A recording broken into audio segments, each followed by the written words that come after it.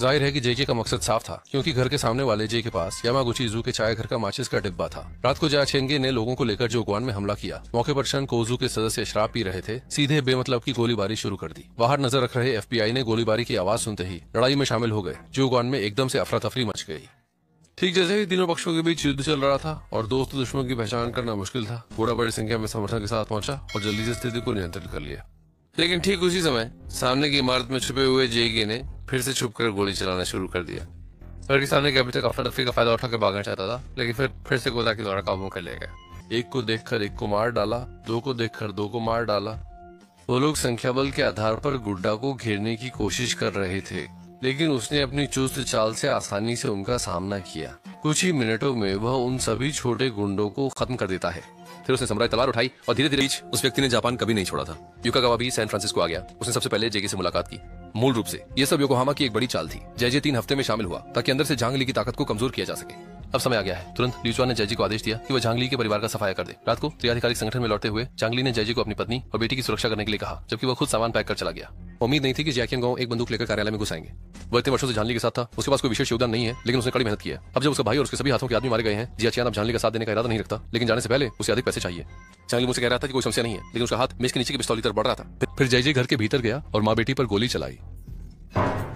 1 minute बाद वो शांतिपूर्वक विला से बाहर आया और बाहर मौजूद निंजा को बताया, जंगली का घर पहले ही पूरी तरह से पूरे घराने को खत्म करो, लेकिन निंजा उसे माँ बेटी का सिर काटने के लिए कहता है। जयजी तुरंत सहमत होकर समुराई तलवार पकड़ लेता है, लेकिन ने झांग ली की पत्नी और बेटी को विला से बाहर निकाला और उन्हें जाने दिया। उसे नहीं पता था कि एफबीआई ने विला के अंदर की हर गतिविधि रिकॉर्ड कर ली थी। अपने मित्र टॉम का बदला लेने के लिए गोडा ने खींची गई तस्वीरें ल्यूचुआन को दी। फिर अनजान जयजीदो सोने के घोड़े लेकर याकुजा के मुख्यालय लौटा, लेकिन जब उसने ल्यूचुआन द्वारा दिया गया बॉक्स खोला तो उधार कर दिया। दूसरा व्यक्ति ऊंचाई का फायदा उठाकर पलटवार करने की कोशिश करता है, लेकिन जेक ने उसे आसानी से रोक लिया। उस आदमी ने जेक पर हमला करने के लिए पैरों का उपयोग किया, पर जेक ने कुशल झटके से उसे तुरंत दूर फेंक दिया।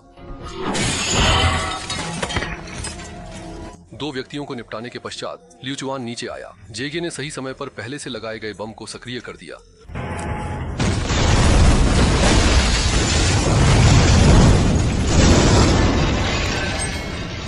एक जोरदार धमाके के बाद बाहर के गुंडे भी आवाज सुनकर अंदर आ गए। जेजे ने अपनी स्थिति संभाली और एक गोली से ल्यूचुआन के सभी साथियों को खत्म कर दिया। जेजे की आंखों में नफरत देखकर ल्यूचुआन ने पूछा कि उनके बीच किस तरह की दुश्मनी है। इस समय जेगे ने अपनी असली पहचान बताई। असल में 3 साल पहले ल्यूचुआन द्वारा भेजे गए हत्यारे को टॉम ने मार दिया था। टॉम ने एक गोली से हत्यारे का चेहरा उड़ा दिया और शादी की अंगूठी उसके हाथ में डाल दी।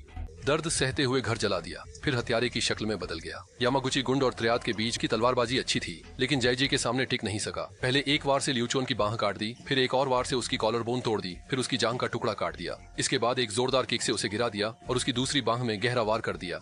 वह चाहता था कि ल्यूचुआन को दर्दनाक मौत मिले, लेकिन यातना सहन न कर पाने वाले ल्यूचुआन ने एक रहस्य बताया। असल में वर्षों पहले गोडा ने ही उसे धोखा दिया था। सच्चाई जानकर जैक गुस्से से भर गया और ल्यूचुआन का सिर पकड़कर उसे मार डाला। ल्यूचुआन की बात की सच्चाई जानने के लिए जैक ने गोडा को पुराने बंदरगाह पर बुलाया, जहां हमला हुआ था। दोनों मिलते ही बिना कुछ कहे भयंकर लड़ाई में उलझ गए। गोडा ने एहतियात के तौर पर पहले से ही गोडा को एहसास हुआ कि सामने खड़ा आदमी प्लास्टिक सर्जरी के बाद का टॉम गोडा था। चौंकने के बाद जे भाई ने उसे खींचकर खिड़की से बाहर धकेल दिया। अपने भाई को बदलते देख गोडा ने सब कबूल लिया। असल में ल्यूचुआन ने टॉम को सबक सिखाने का वादा किया था, इसलिए गोडा ने टॉम के घर का पता दे दिया। लेकिन जब उसे पता चला कि टॉम का परिवार मारा गया है, तो 2.5 दिन बाद झांगली की पत्नी को एक गुमनाम सोने का घोड़ा मिला, जबकि जैक दूसरे सोने के घोड़े के साथ एक नई जिंदगी शुरू कर रहा था। फिल्म योद्धा 2 में रिलीज हुई थी, जिसमें ली लियांचे और जेसन स्टैथम ने मुख्य भूमिका निभाई थी और इसमें जुआन मू और कियान के भी शामिल थे।